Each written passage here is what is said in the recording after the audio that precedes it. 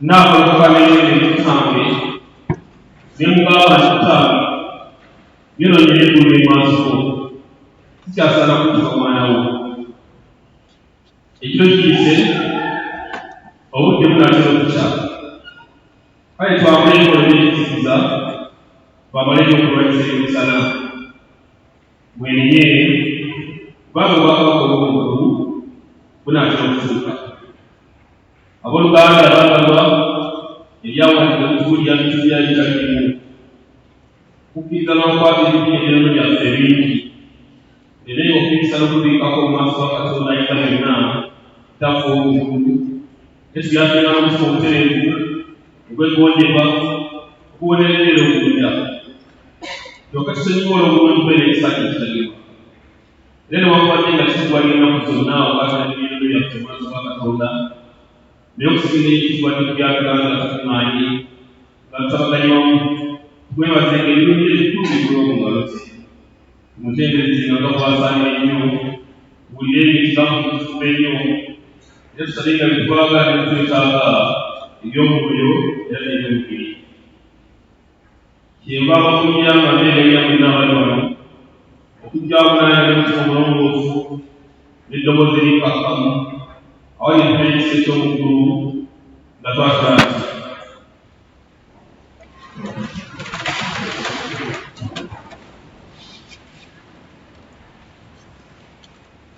kitaffe ayita byonna era obwekisa ekingi kyakukola okubulungi takufuna tugoberera nnyo okugana okwetonda emitima gyaffe tugaana kulya amateeka ag'amatulu tuleka abitugwanira okukola katugwanira okukola sobola kola tuliffe naye ffe ayi mama okufiire kufaana kw'abalyebi ayi Katonda obasaasira abantu okunoona kwabwe obazaabulentere n'obasuubiza abantu bonna Wakristo Yesu kama waffe ayita okukisa ekingi era abasobole okwoyo okusala n'okwegendereza nga tutyaffe era nga tufanira obutuukirivu erinnya ly'ekkubo likyendeffe amin.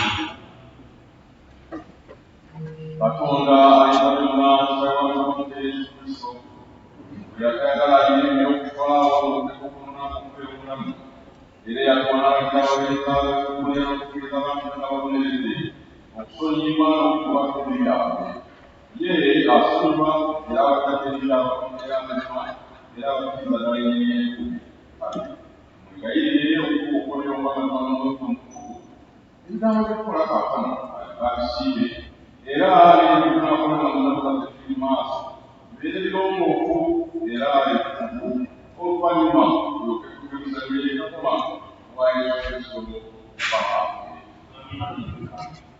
kitaffe ali muggulu erinnya lye litukuzibwe obwakabaka obujje lyagala ekolebwe mu nsi nga likolebwa mu ggulu wetuweerera ebyaffe byalyo otusonyiwa okunoona kwaffe nga ffe tusonyiwa abantu bonoona tutwale okukebebwa naye tutokole mu mubiri kubanga obwakabaka n'obuyeeza n'ekitiibwa byo emirembe amiina.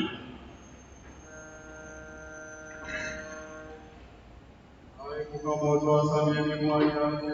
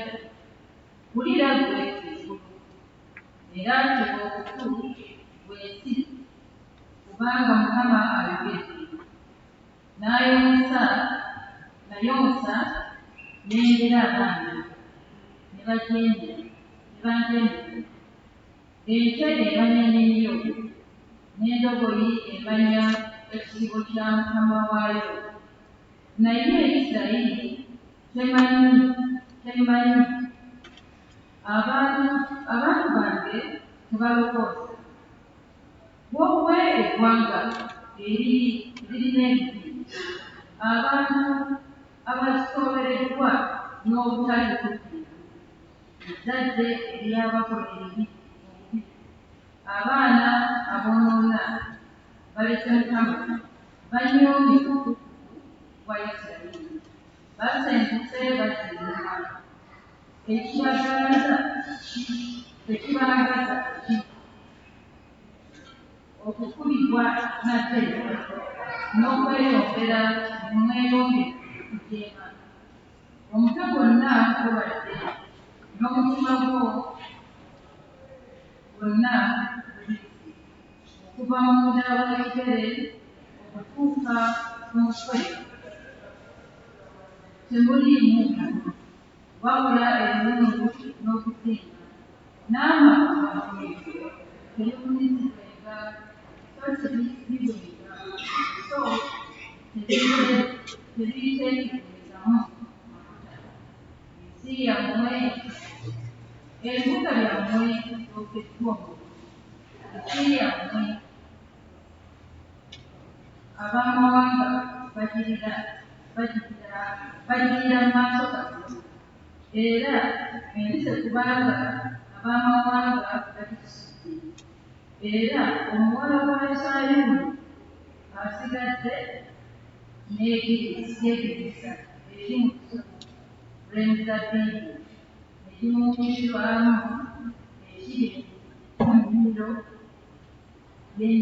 y'ennungu n'ekibuga ekizimbibwa Mukama ow'Eggye singa teyatulekaawo ekitundu kya Pitawo twandikitadde ensoto twandikwananye nga ggulu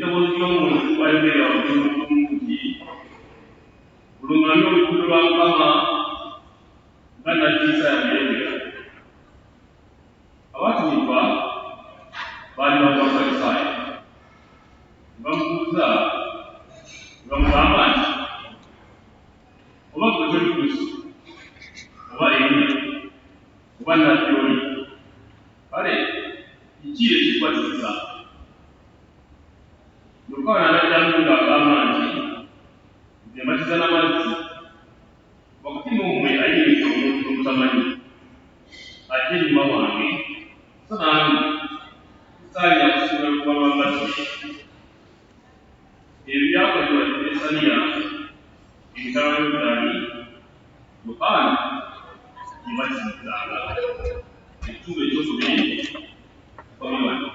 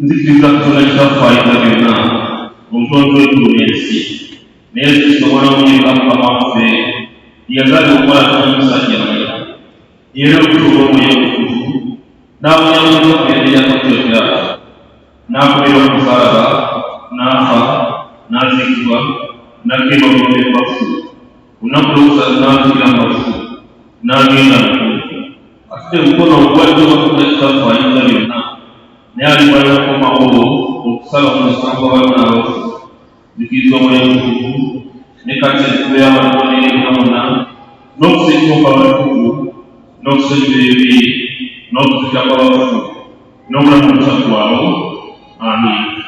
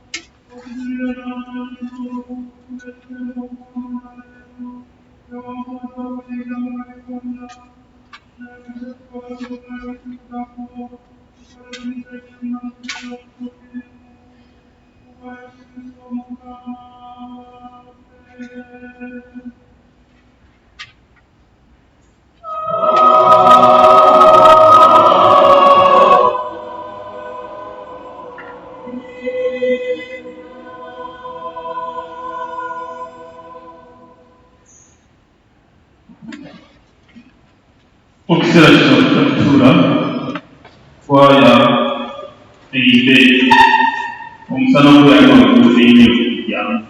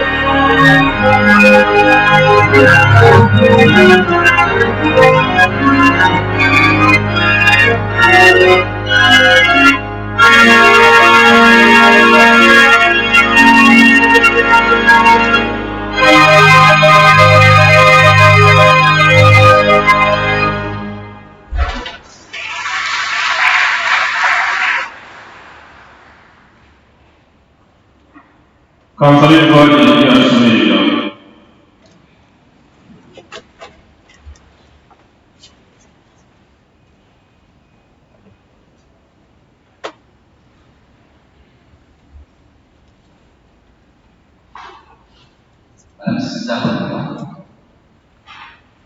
Sabana ni y'omwendo yankama mbuulira ebigambo bikulira yote kibanje kibanje nakutamba nemuli nange wabyuso ashange yomusikusa bandete wabyose bikwanye kusurungu nelewona namuntu wakiyeso kumaka bingi imachini chako raya jingo wawika samulete sio nekodi nakira walewa sekiri bwebati bisoka kanisa wa Elizabeth kadimo yokundu nekasali najemba wajioni papes muliya kasanga daima kupita senora wasema kwenye sote kufunga na itabeba mulisa wajalisi mpulanga kano Lawrence Kawesi wakutie siruko changu ni sana na masi wa Egaluka kasa tugashiza kujiteba kimani ni pale nakandua siku matwapi ili kubakia kwa wasipi swata kuja ni aida consulate na wajeni sumuga basi walipele mwana ongezio tuli ya mano nasa nisala na nyonga kia wasu mutende kanyanya mawe kubisha watekana eti kasanda nirozi n'abasinga ongezio tubalisha nasika tumasikuliza wa Edward Mwaje bese n'umutotera niko yolina kali kusiri bakawuli aibanda sodo sekama nasa naipo n'amukula wajja musefu samunya eglobal sibiri kagoda wasiri kagoda emugongo anja nayo watoje damira enabi yabiri mutabuye wamisa salo sekati machine nedoli tukume ongeze pesa zipeke masi yoprese kito ya msika kandi ndaka hii nakasi ongeze kapte sabu wanuka tende Morris na tukwela wabonnes wene kahende ne olipo moja wale kakuku iki jirani sebunya wapati kumulingwa ne bakula semanga zake wakitu bagula semanga zake wakitu semanga zake Yohana sasa robati wili wakisopa katoli na mali nile tu aidi namuga wasana yuko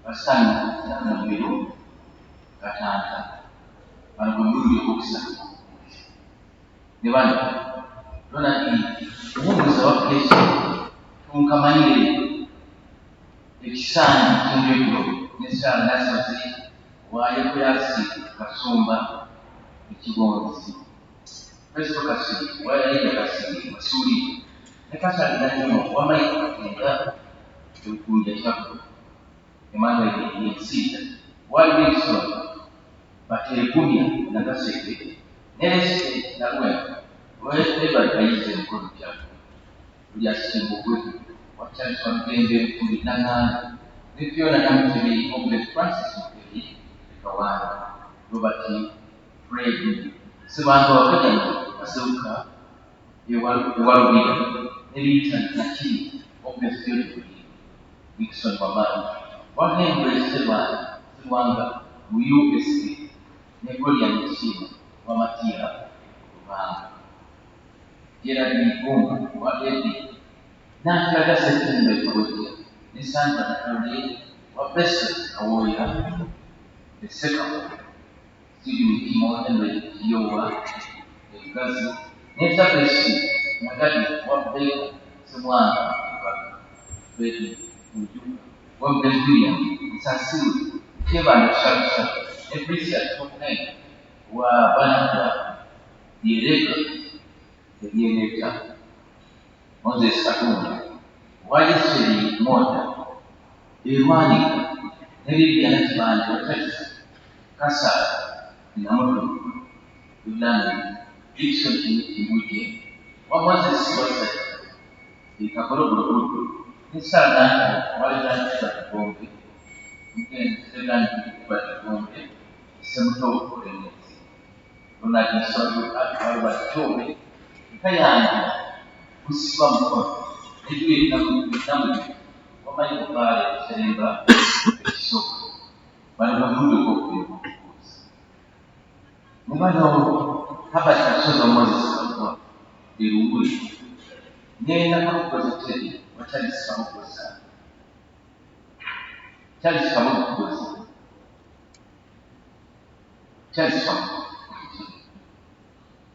hapo Solomon waka mutasa bombe kenda waswa kwa nimeri ndati sababu wasaiwa mu kiwamba endesebe watu ni sisi waje yebo kelele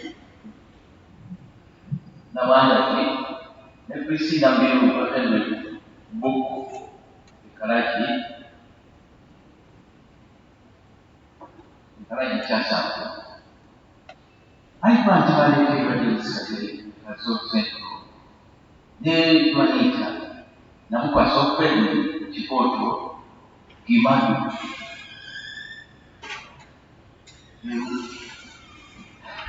imani ihumuraha wakati mulirwa wanike mulirwa Rwanda isukye ne papa na kinobe Waloresi Mukasa Nganda Zabwa Yowero Wama Mugezi Mpana Kewaza Mjasi Nesa na Bala Kisaka Samui Mwene Mkono Chako Henry Rugei Wawili Mwangu Nemubangu Wakiso Nejui Taruiso Wajoni Kwenge Simakura Bagamunde Usoko Banga Mungu na Nisongele kama mfano wakati wa mkuu vibaya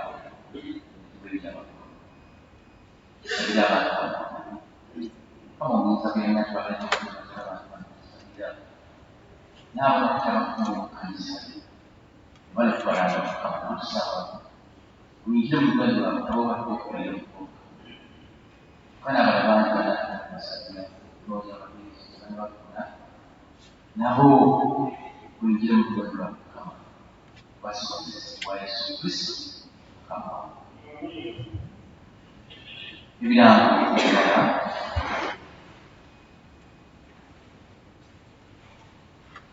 waliwo ekyalo kino Natwalira okusa ku mirimu ez'olekulu wano abawukalusi zimasiki nga ziyitibwa kwaya yalutikko wano abakola asooka okubeerawo amaloboozi g'ennaku okutandikirisawo natwalira kalosi zimasiki mwenna muyitibwa esaaku emirimu ez'olekulu natwalira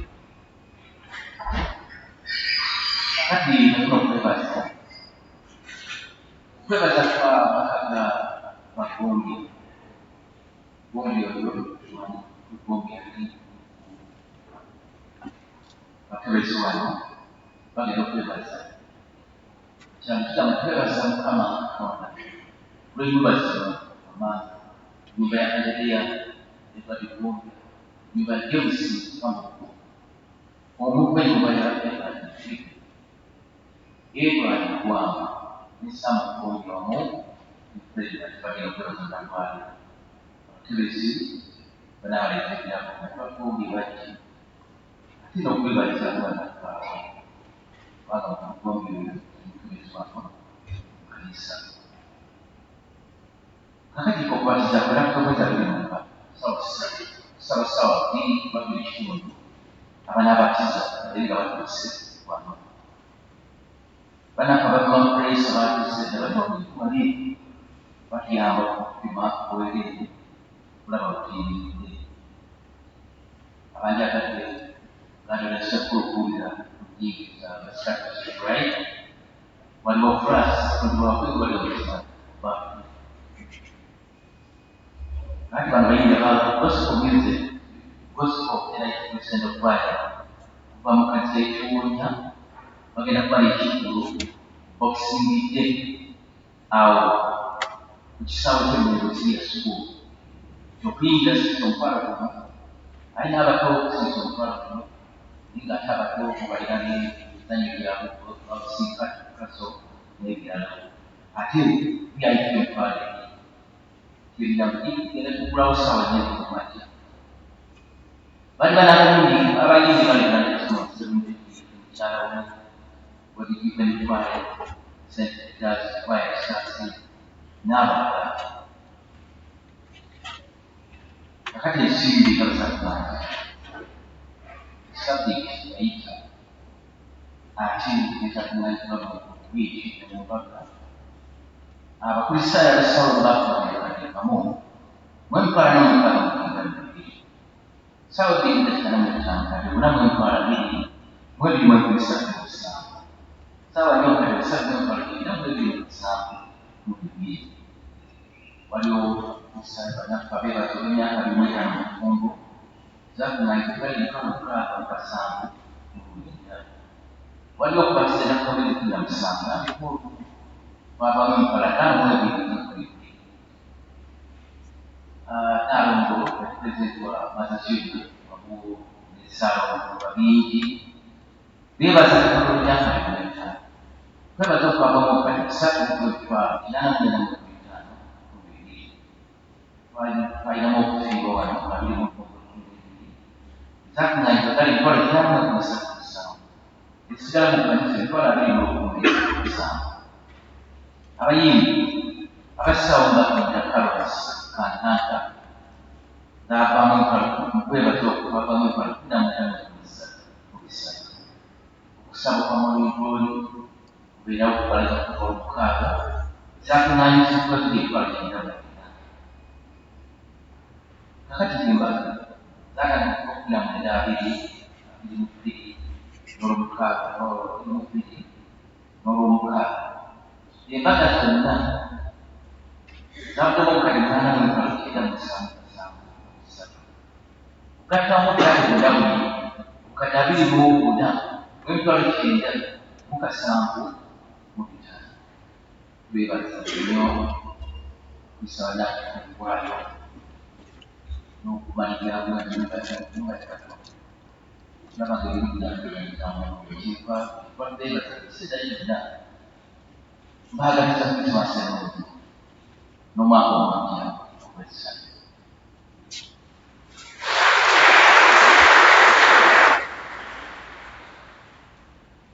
Twajawulira mulimu ogwo abooluganda balina kibaniriza nnyo mu linnya lya Mukama waffe n'omulokozi waffe Yesu Kristo nga twebaza ne Katonda atutumye n'atulabirira okutuusa mu kiseera kino. Muneegatteko twaniriza omukadde waffe Dini Wantuko Reverend Canon Jonathan Kisaawo tuli naye mu kisinga kuno.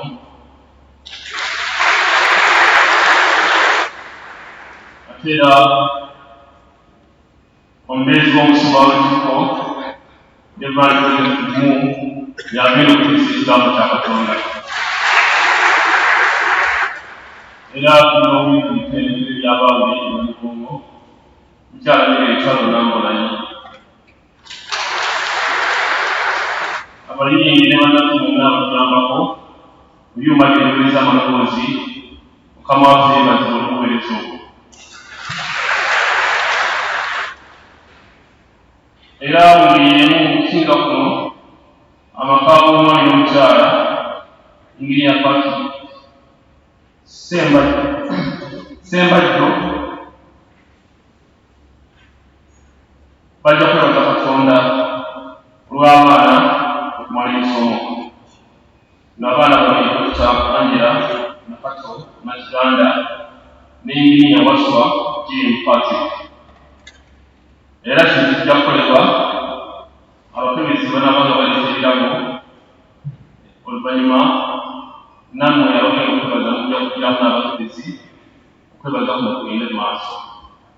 Mu kiseera kino mukirize ye mukazi wa Sediini ajja ayogerere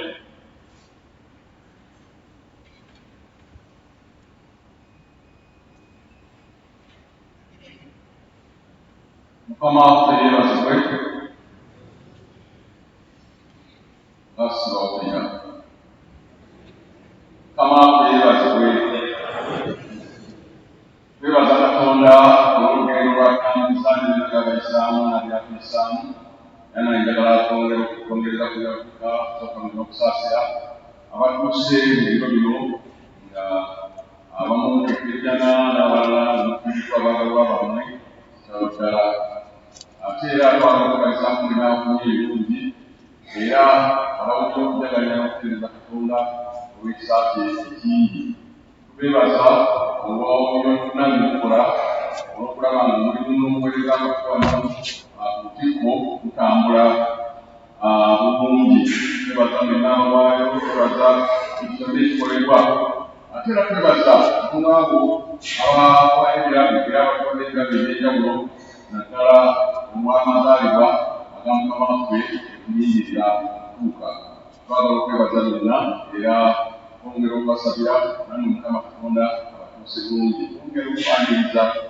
muzikirize nyamirize abo abatatera kusinza naffe oba oliawo abalina okuba nga bazwe obuyi buno obw'enteekateeka ey'amazaalibwa webanga waliwo abatinuffe nga tutera kusiba naffe naye nga waze mu kitundu kino olw'embaga enkula y'amazaalibwa yiririra okukwaniriza ebyo obanga olumbi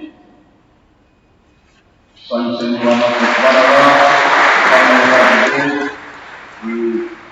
Mukama yeebazibwe olw'okujja era twongera okusaba Katonda abasanyuse nga muli omu naffe. Njagala kwebaza Katonda olw'enteekateeka eno kubanga amazaalibwa gakuzibwa era abakungu bonna ng'eryawulira nti bibiri bikukaamirira na buli lulimi lulyatula kiyite Mukama. Kigambo Mukama kyabagambye ku mutima gwange mu kiseera kino kwe kwebuuza nti gwe nga ggwe oyingiriddemu otya era oyingiriddemu wa mu nteekateeka ey'amazaalibwa ey'okuzaalibwa kwa Yesu. Biseera biri bwalibawo Albert ng'egamba nti waliwo omusajja gwe ekiramu kye baali balanga naye nga bagamba nti yatandika nemu asatu ng'asaaga naye kaakati alina ekisibo kikomeeyo n'eri. Kakati awo omusajja omulala kyava abuuza nti naye kati awo Yokaana omulimu nnyingiriramu wa? Oli mulunzi wako nze nnyingiriramu wa? Naye kakati nange nsirika ne neebuuza nti gwe wakugera okwebuuza nti gwe nga ggwe omukristaayo oba omuntu atwale eby'okuzaalibwa kwa Yesu oyingiriramu wa? Baatulaga olugendo era baalikolebanaku abantu banako baali nga banyumya oli n'aga nti nze olutalo lw'ensi bonna luyingiriramu wano kugamba abantu bagenda nga bayingiramu bonna tebayingiramu babanakugamba batandika batonotono 27 naye ne bagenda nga begatibwako bakatulika okwekola kubayingirira wa naye gwe ebyali Yesu okuzaalibwa oyingirira wa?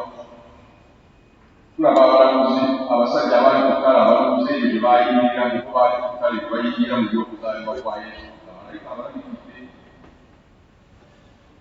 Tulaba Herode abiyingiramu ng'abasajja bakutte mu lubiri lw'omugamba twalaba ennungi naye n'abiyingiramu engeri gy'abiyingiramu era n'enteekateeka gyako oluyinza okugiraba. Abantu bagenda bayingira mu nteekateeka y'okuzaalibwa kwa Yesu. Njagala weebuuze Yesu okuzaalibwa owuliranga lugero nzite Christmas story oba nteekateeka sinziku. It is part of God's plan to redeem mankind. Okuzaalibwa Christmas oba amazaalibwa emu kitundu butundu ku nteekateeka y'okulundula omuntu. N'olwekyo engeri gy'oyingiramu oyinza okuba nga yekununula oba yekupika. N'olwekyo nga tubeera mu Christmas, Mukama atubeere tuleme kutunulira butunulizi ntimu oba kulya, kunywa, kwambala, kusanyuka, gandaala. Naye tumanyi nti eno y'enteekateeka sinziku ey'okulokola omwana w'omuntu. Era nga bwetugamba nti Yesu alikomawo alindiridde okuvaayo okukomawo mu nteekateeka ye, kubanga nayo ekisipaata obwingi okusala omusango gw'abaana baffe. N'olwekyo nga tubeera mu Christmas tujjukire si kulya buli, si kunywa buli, si kwambala, si kusanyuka busanyusi. Naye tumanye nti enteekateeka tulina okuyitira engeri gy'oyingiramu yekutaasa oba yekuyinga. Kale Mukama ategeretegere bulungi tuzaalibwamu n'omwana oyo eyazaalibwa ate tumutegeere. Era obaolyawo tuyinza okuba ne pulaani nga Herode bwe yalina n'ayagala okuyingizaamu abasajja bano abakekerezi.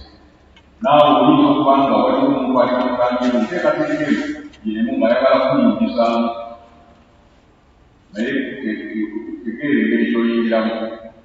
Era jjukira nti abasajja bano bamaze okulaba omwana ne baagala okuddayo mu nteekateeka Herode gye yali abakoledde. Mukama n'ayogera nabo mu kirooto baleme kuddayo ewa Herode. Ne baddayo ewaabwe okuuma ddala.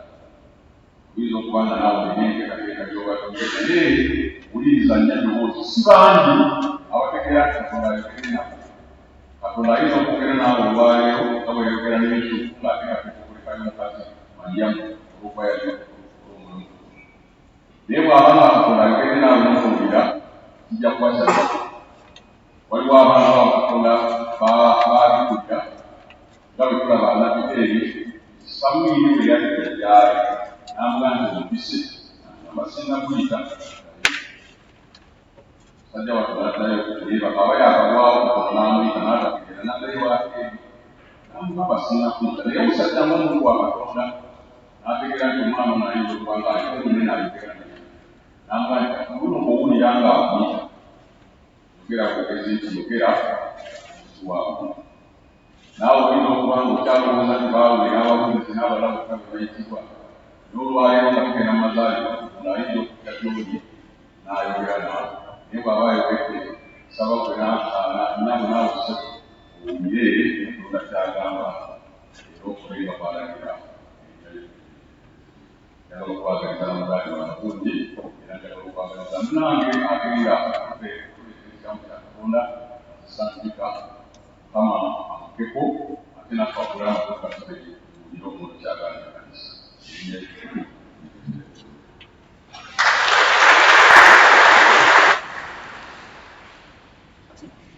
Nga tweteekateeka okuwulira obubaka tujja kuyiga oluyimba lwakubiri mu bitabo byombi ebitayisale.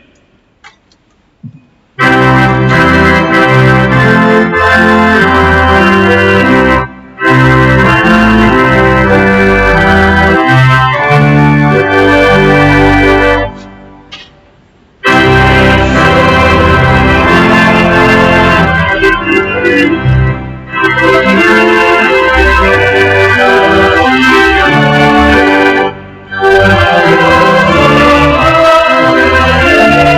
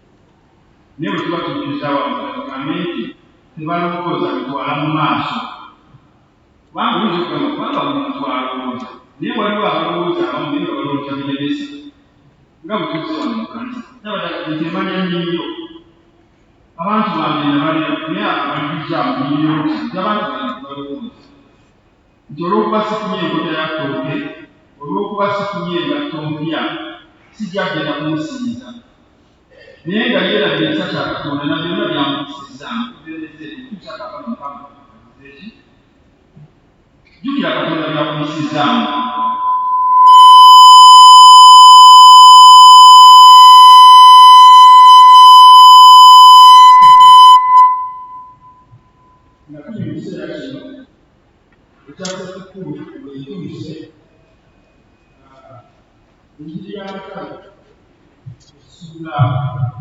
Matayo sura ya 18:19 kugenda kusoma by'ebigambye. Matayo sura ya 18:19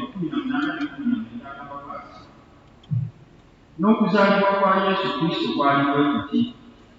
Mariyamu nnyina bwe yali ng'akyayogerezebwa Yusufu, baali nga tebanyala okutuukirizana, n'alabika ng'ali lubuto n'omwoyo omutukuvu. Awo Yusufu kubanga yali muntu mutuukirivu, n'atayagala kumukwasa nsonyi, n'alowooza okumulekayo mu kyama Mukama. Okuzaalibwa kwa Yesu mbadde mbuuza abooluganda saavisi ewedde ne muzikirize tambuuze. Lwaki ebizibu bijjira abantu abalungi oba abantu abatuukirivu? Why do bad things happen come to good people? Oli muntu mulungi, ekimu ekyokumi okiwaayo mu bwesigwa, mu kanisa obeerawo, okuŋŋaana, nga mukolagana bulungi, ku mulimu mukwatagana bulungi ne banno, naye ng'ekizibu gw'etunyeko lwaki? Atugambye ekyawandiikibwa kino n'okuzaalibwa kwa Yesu Kristo kwali bwe kuti. Omuntu ow'amaanyi ow'ekitiibwa Mukama waffe Yesu Kristo, buli muntu gwe yandirowoozezza yandizaalibwa mulamu. Ate mulago naye olusozi tuwogera mulago, abamu balowooza mulago muwa. Naye mulago oli kiraasi ennimi era gye twandisuubiddeko Mukama waffe Yesu Kristo okuzaalibwa. Oba kale mu mubiri gwa Kerode, Katonda yandigobyemu kabaka mu mubiri nga bwe yajjamu Nebukadduneeza n'aleetamu bazadde be, bazaaliramu omwana. N'ekyanaku bantu balungi bamuweereza, naye baayitamu ekisiriyensi bino babikwasa nga si byangu. Kino okuzaalibwa kwa Yesu Kristo kwali bwe kuti. Mariyamu nnyina bwe yali ng'akyayogerezebwa Yesu, baali nga tebannaba kufumbiriganwa, n'alabika ng'ali lubuto. Abavubuka abali wano, Mukama waffe yeebazibwe. Abavubuka abali wano oba abantu abagenda okuwasa, ng'olina munno nga mutambudde, naye nga tonnaba kumuwasa, n'osanga ng'alina olubuto, bameka abagamba nti akatubeere maaso. Twakirabako dda era Bayibuli buziire eyo ennene n'okusingako emiryango. Naye omuwala baddamu n'akugamba omulundi ogwokubiri nti Katonda alina pulaani ye gy'ayagala okutuusawo generation eno abagogedde nnyo. Kale sirinayo muntu mulala mbali yonna, naye ndi lubuto lwa mwoyo ki? Bameka abakikkiriza? Wano we nnengera sirabyewo omukono mpozi mu mpajjeeyo abayimbi ebisa. Naye nga si kyangu kyakola ki? Kyakukkiriza. Naye kale byaliwo ebityo. Naye wadde byaliwo ebityo, Yusufu yakimanya nti omuwala ono gwe njagala okuwasa yanneetoolodde n'agenda n'ajjamu omutwe n'asuula okukkiriza kwange okwagala kwange gyali, n'afuna omwami omulala. Naye n'asigala ng'akyamwagala. Lwaki? Kubanga teyamuwaayo olw'amateeka okumutta. Baali abakuba amayinja abantu abaali mu mbeera bw'etyo.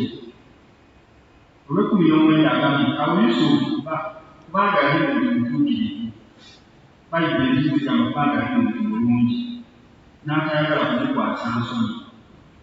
Abooluganda mu maka gaffe social media yatutta. Ekyabano obuzibu bwali mu maka gaabwe bwali bunene kubanga waliwo olubuto, naye nga tesirwa mu maka ago. N'abantu bangi babeeramu obuzibu, mbeera ntono eri awo n'ebigulira ku TV ne byemubadde temumanyi wano ku kyalo byonna ne babijjayo. Naye bagambye kubanga Yusufu yali omuntu omutuukirivu, omuntu omulungi, nga tukuza Ssekukkulu eyo Katonda atubeere ng'abaagalana. Kubanga bwe muba mutandika byonna bibeera birungi, naye olugenda awo nga mutambula. Naye buli kimu kyonna ne kiggweerako mu bintu by'amawulire, buli kimu no kyonna. Naye agambye ye Yusufu ensonga n'azikwata mu ngeri ey'enjawulo, n'akyagala kumukwasa nsonyi. Omwami oba omukyala lwaki luno mukwasa ensonyi buli muntu n'amanya ku kyalo kyabo oyo omulabiraawo n'esente zamugwako naye ng'afuba oyo omulabiraawo n'obuvunaanyizibwa takyalimu naye ng'afuba naye Yusufu ne yeewala ekyo n'alowooza okumulekayo mu kyama nga waakiri tebamuse tebamukubye mayinja naye waliwo n'abakristaayo abamu ng'okuweereza ng'okwagala Katonda bwabwe bakukendezezza mpola mu kyama eyali asaba omwezi ssabbiiti nnya mulabayo bbiri kakati bwe zibako bbiri n'efuuka emu mu myezi esatu ng'alabikako omulundi gumu aweereza tanaba kubiviiramu ddala naye nga mpola bituliki eyo mwabeeranga mufereki takyalabika olugendo lwa Ssekukkulu luno Isaaya agamba nti kabaka ow'emirembe atuzaaliddwa mu maka gaffe wakyali emirembe mu mirimu gyaffe wali emirembe mu kuweereza kwaffe ne mu bulamu obwa bulijjo ne mu kusoma kwaffe kukyali emirembe oba naye bwe biba bigotaana tubeere n'obuvunaanyizibwa nga Yusufu bwe yali nti amaka nga gazzeemu relationship yaabwe ngezzeemuko obuzibu naye n'asigala nga munne akyamwagala era nga tamwagaliza kufa Pawulo ng'awandiikira Abaruumi 12:9 yawandiika nti okwagala kubeerenga kwa mazima Mukama yeebazibwa Buganda nga tulya Ssekukkulu okwagala kubeere kwa mazima munno ng'omwagala ekyamazima naye ng'akimanyi gyaki omwagala naye ayinza okuvaawo ebigambo ebiririra kugamba ali yabyogedde nti okwagala kubeerenga kwa mazima nga tulya Ssekukkulu eno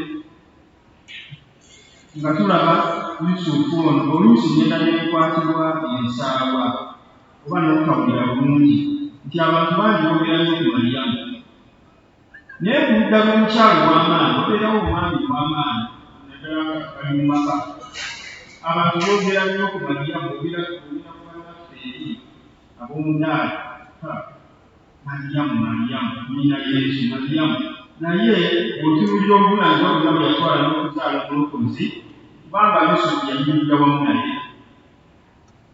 bataata mu maka eyo olwaliro gyekiri n'omanyira ddala ono omwana si wange twamugya mu kyalo ono si wange yali muganda wange ono twamugye Katonda nga bw'atambuza amaka naye obuvunaanyizibwa bukyaliwo oba tugamba kugambira oyo yajjaguzi ne bw'ataafuna engatto mpya oyo bwe tunaaba tugenda mu kkanisa okusaba asigale ng'akuma babwira nti Ssekukkulu bajja kutuula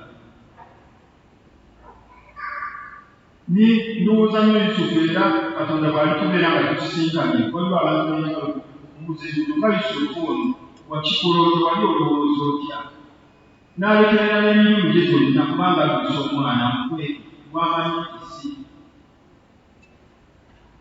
Kabedi nga kakyali kato n'adduka mutwala e Misiri kumala emyaka 12 musajja mubazzi era mbadde mbuuza n'egamba nti naye emyaka 12 gyawera Yesu aweza emyaka 12 Katonda n'addamu n'aweereza malayika n'amugamba nti Yusufu kati kibise okomewo e Nazaaleesi kubanga Kerode yali yagala okutta omwana ono kati ye yakutte oluusi ky'oyagaliza munno ate oluusi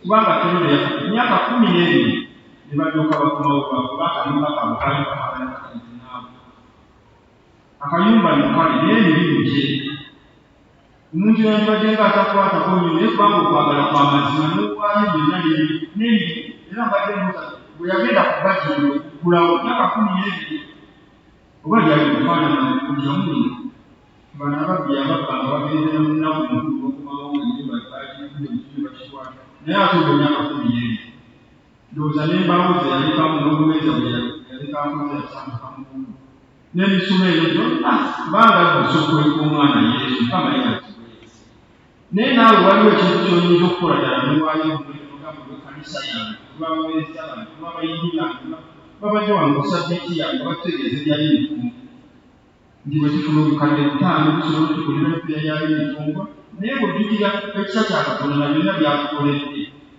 nga toyinza kufayo n'ogamba nti yunifoomu eyo genda kuteeka mu linnya lya Yesu. Mu ssente ze tugenda okuyiwaayibwa mu nnaku entuusi mu bokisi abalala baagenze dda naye njagala kwegeza Katonda era nabadde nzija mu saavisi wano nabadde nga mukadde wange mpita n'enyamanta oba tunaabeera mu lukiiko tunaawera kubanga ekiseera kino abantu ente zaakaabye dda n'enkoko nazo zibuliko nekibiki nazo kati zikaaba nebalinaye okulaba ngaera bwe tubeerera anga bwe tuli Mukama nebaziwe kubanga bw'obeera wagoyedde eri bannange ensi eriyo eri ku muliro kati bakkirira bantu abali ku sipiiti ate nezebagula abatunda bebaka beesiika mu mmotoka awo genda bamaze kulaba ku kibuga kulabugolokodaanaanaabibanja naye mwebale mbadde nkubamu ekifaananyi kanisa mu kyalo eyo nsuubira kati kakasi mulimu abantu nga 2-3 ate nga bazeeyi bakadde ng'omuggaao n'omubuulizi n'obuzukulu bwe nga 2 abalala bagenze dda mu kusala kisomo naye mwebale era nsaba kubanga omwali wanayaka muhaala ojja kasangawo mu linnya lya Yesu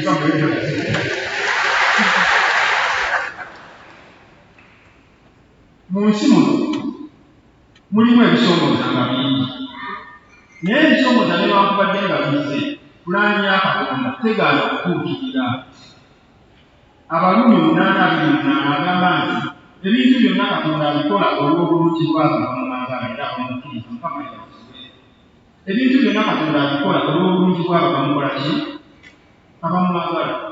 Bwe mbeera gy'olimu si yendi ey'okusinga eya Yusufu ono. Manyi ndowooza Yusufu lwamugamba okutwala omukazi yasooka n'afunamu ekinyegeyege kubanga bwe yawulira nti olubuto lwani lwa Mwoyo wa Katonda ne bwe nandibaddemu yagamba nze ndi ku kintu omwana wa Katonda azalibwe mu famire yange ngenda okuba ndowooza amanyi nti byonna byonna bigenda kubeera kiraasi fasiti kiraasi naye si bwe kyali. Waliwo bwe wasuubira nti byonna amala okusoma ndowooza omulimu ngenda kufuna gwa mu bbanga emyaka gyetoolodde tonaba gufuna naye ng'olemedde mu kanisa kyamuweereza ndowooza byonna amala ensoma ng'embaga nkolerawo byonna bitambula bulungi terinaba kutuuka naye Katonda twaferaniza era essaala yange Mukama ekiseera nga kituuse akugabira omukisa gwe emirundi 7 mu linnya lya Yesu.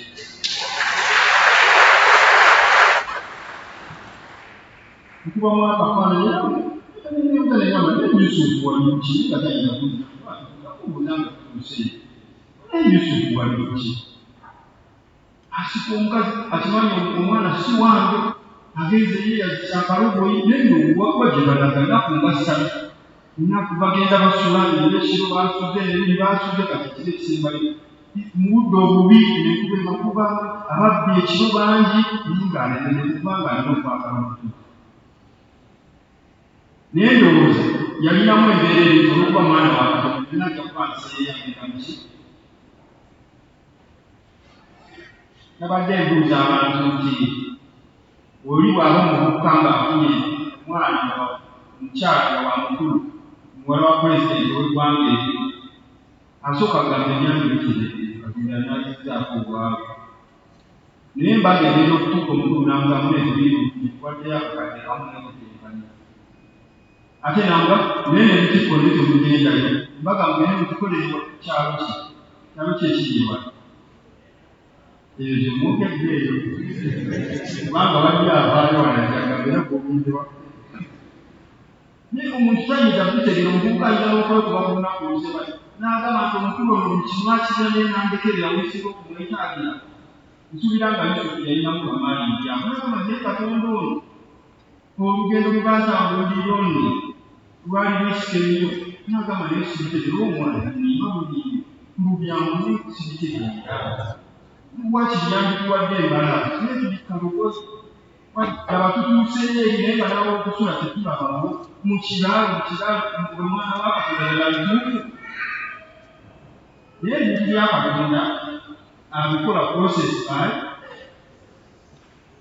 naye omulembe gwe tulimu ate ekyo tebukyagala nnyo era omuvubuka bw'aba yamaze satifikeeti yo bajjuliriye mu mwaka guno ekyayagala kuvuga mpeekoni naye nga tamanyi nti bwakitiibwa ono singa omukute bulungi ebibinya nayakolera emyaka emeka gikusinga n'obukulu naye gwe mulembe gwe tulimu naye n'ebyakatonda bwe butuli kubanga katonda yandiyiriza ebintu ebikola sipiidi awo mangu kana nekazaalibwa ne batakasibana gya nabbi ekyali katandikirawo okwogera olulireka Yusufu yalaba akaana ne kamukalangira ekibi ekiramu nakoyo omwana wa Katonda mwana gatusobedde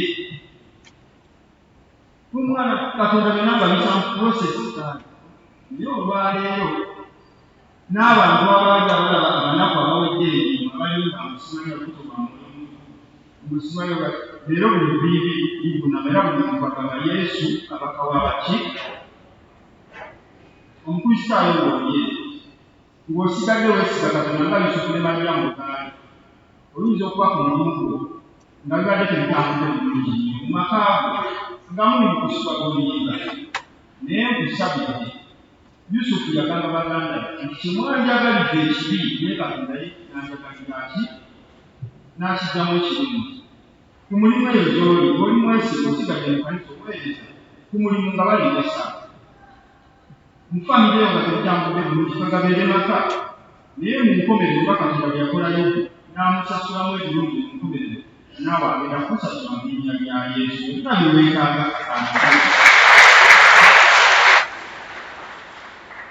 tubaagaliza Krisimansi ennungi n'omwaka omulungi ogw'essanyu Mukama waffe.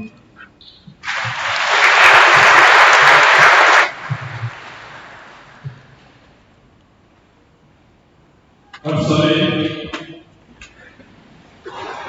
ekibeere naye Mukama ebigambo ebitugenda okutuuka munda n'ekisanja bali ekitubali ekisirungi okutukomerera kwa Yesu Kristo Mukama waffe.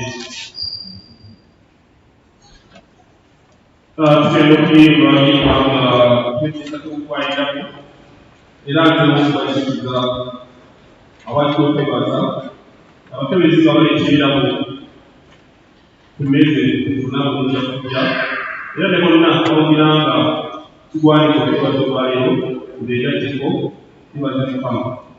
Oluyimba 28 kitabo ekijja n'ekitanda 8.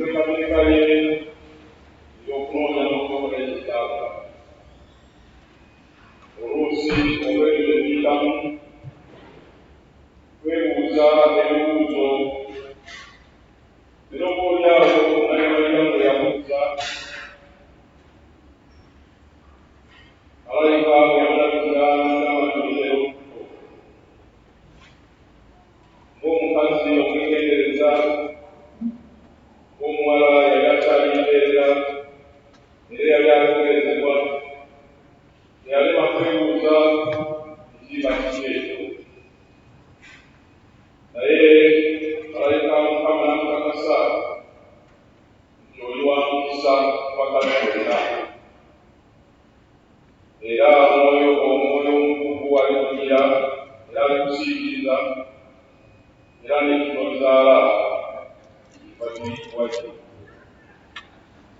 oyinza okubanga naawe netambulako nenembuuzo ekwebuuza oluusi obuuza nti lwakize n'abalala nga beebuuza nti tekwali aki oba tetwala kutya naye mu byonna tumanyi Mukama Katonda afaayo. Twagala okwebaza amataka bannaffe bagombya era nga twebaza Katonda olw'ennyumba ezo yanderea bagombya ennyumba y'ekikamu era n'abala bonna abali mu bifo olw'olugendo Mukama lwabatambuza n'ebyo byalina okujjukira ne bawulira okwebaza Katonda ng'atabakaliza era ng'atabaleseewo. Ate era mu ngeri emu twongera okujja mu maaso Katonda n'okwebaza olw'amaka ag'omwami w'omukyala Iniya Patrick Ssebajjo olw'abaana baabwe Mukama baabembe okumaliriza ebisomo omuli Dr. Angela Nakato Nakiganda era wamulinnya wava Jim Patrick.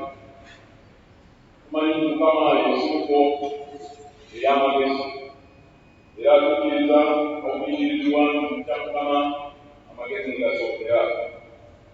Twebaza kubanga Mukama awawadde obusobozi oluusi amagezi gabaawo naye obulamu ne bugaana oluusi byonna nga weebiri naye nga ekisinze kifunise ate oluusi n'okutali kutegeekeku naye Mukama byonna n'abikola bulungi abantu bano ne basobola okumaliriza ebisomo byabwe. Twebaza era njagala kubasaba twegatire wamu mu bigambo ebyo ebitukozesa ebya Zabbuli twebaza oluvannyuma lw'okusekimu nga tugamba nti weebaze Mukama emmeeme yange n'ebyonna ebiri munda yange mwebaze erinnya ly'ettukuvu weebaze Mukama emmeeme yange totebeerabira ebirungi byonna asonyiwa ebikolwa byonna ebituukirivu awonya endwadde zonna anunula obulamu bwonna okubuuka bw'otegeeka okujjanga enkungu. Mwebaze Mukama emirimu gye mu bifo byonna byakubiramu. Mwebaze Mukama emmeeme yange ekitiibwa ky'ekisaffe n'eky'omwana n'eky'omwoyo omutukuvu nga bwe kyabyongerereye mukiine kaakano era bwe kiriba emirembe egy'ense. Amiina. Era Katonda okwebaza Katonda olw'eggwanga lyaffe Katonda ayinza byonna bwe yakola eggwanga lino amakula mu busika bwaffe tukwegayirira n'obuwombeefu okubeera buli omu ku ffe okutujjiranga buli kyetaaga ekyo era n'okugonderanga by'osinga nga tusanyuka oba omukisa byonna bye tukola n'ebituwulira mu nsi otulokole otuggyeemu ettemu naddala mu biro bino ebyakutaalibwa obukyayi n'obutakkiriziganya n'okugabukatabuka amalala ekyogo n'okuyigiriza na buli kiro ekirala kyonna eky'omwonna okuuma emirembe gyaffe n'okubeekume wamu amawanga n'eddiini ly'ekika ery'abantu b'emulyo okukuuma omwoyo omutukuvu mwaabo bonna abalina okuyinza mu gavumenti naddala omukulembeze w'eggwanga ne bonna abakoleramu naye obabeere okusobeza bwe yabakwasa obulungi n'obwenkanya ku nsi yaffe. Bwekityo bwetugonderera byobyo tubeere ekyokulabirako ery'amaka gonna mu nsi olw'okugulumiza era mirembe okugaggawala ebyo ebirowoozo ebyebaza n'emirembe yenna tubeere wamu okwesigira ddala mu mazima bino byonna tumusabye wa Yesu Kristo Mukama waffe. Amiina. Era kumweyo Ssaabasajja Kabaka onnema amaanyi abagenga era tukweyo olulya olulyo olulangira era n'abambejja era tukweyo abakungu bonna gavumenti ya Ssaabasajja Kabaka era tukweyo Omukulu wa Buganda tukweyo Sipiika era tukweyo omuguwo Katunyo w'ekitiibwa Peter Mayiga era tukweyo Mukama n'abataka n'abakulu b'obusolya n'abakulembeze bonna bakunyumiza ekisomesa Kabaka Mukama Katonda akuga era alagiranga bw'oyagala abeere Mukama okwongera okutunuulira obuvunaanyizibwa obwebateesezza n'abamanyi ku bakulu baabwe eri okwe Kabaka wa Kabaka eyazza Yanga Namujoma. Yakunwesa. Okulemu ebisi wa maaso erinnya ly'okutumirizibwe wa Yesu Kristo amaaso. Era weeyo ekkanisa Mukama y'okufuna omusaayi gwo. Era ng'abo bakkiriza omuntu Pawulo ntusaaniranye abakkiriza n'okumanya nga bonna bakola omulimu mu bo. Mukama atubeere okunyumya n'okumanya okukulembeze omuntu w'osaabalenzi w'ekkanisa ya Uganda Demonstration Dr. Stephen Samuel Katimangalo omulemaamakwe. Era ne bonna abakola omulimu n'abalamuzi okusinga ennyo omulabizi waffe akyali omuwole omulabizi waffe n'omukesereze Demonstration Moses Banja omulemaamuliya. Era n'abakulira eri Mukama beere nga omuntu okutujja kyabalisibwa abakola ennyiri balisibwe mu bweyi. Era twebazayo abantu bonna abasobola okutuukiriza obulungi ekigambo kino nga bafaayo eri abaweereza abo. Tusaba omukisa emirimu gyabwe gye bakola. Era twongere okubawayo gy'oli obabeere okatoba nga okola ebintu by'ekkanisa olw'obulungi bw'Omwana we Yesu Kristo Mukama waffe. Era tuweeyo abantu ebitundu ebiri mu ntalo n'okuyambagana naddala ebitundu ebya Middle East era ne Isirayiri era ne Palestine. Katonda ow'ekisa bwe Katonda aliwa byonna ebirowoozo byonna eby'amazima era n'emirembe twegayirire okuma omuliro mu mitima gy'abantu bonna abasigalagana olw'okwagala emirembe n'amazima. Era oluŋŋamye mu magezi go amatukuvu bonna abakuga era abateesa okuleeterera ensi obwakabaka obugaziyizibwe mu ttegekevu okutuusa ensi yonna lw'erijjudde okwagala kwa Yesu Kristo Mukama waffe. Kyali amaka gakubeera ye Mukama tobeera walamubo ebikolebyo byonna sanjaliza okwagala okubeera naddala mu by'omulira mu kiseera kino bangi nga balina okusoberwa olw'okubanga beekutakifaananyi naye Katonda akyabateekera tebatonda. Mukama tutunuulire n'ekisaati kingi abeetaaga babalire. Mukama abaguzi obayinuse, abalwadde obajjanjabe, abaguzi obakubye mu kkubo.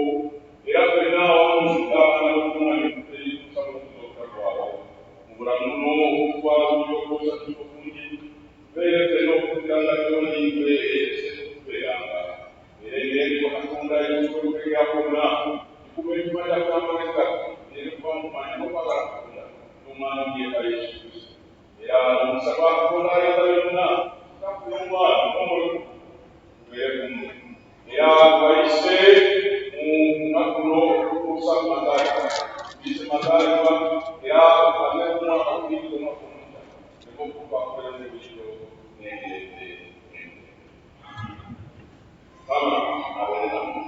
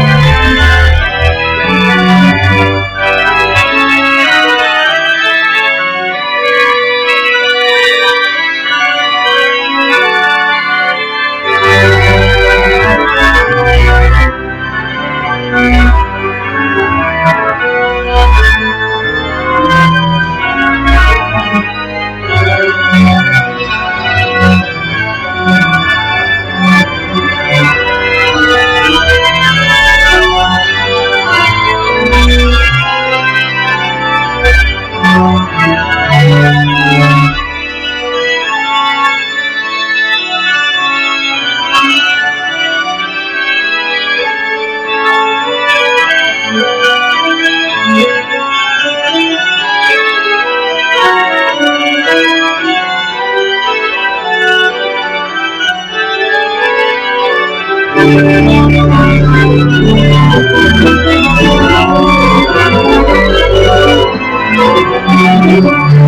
you.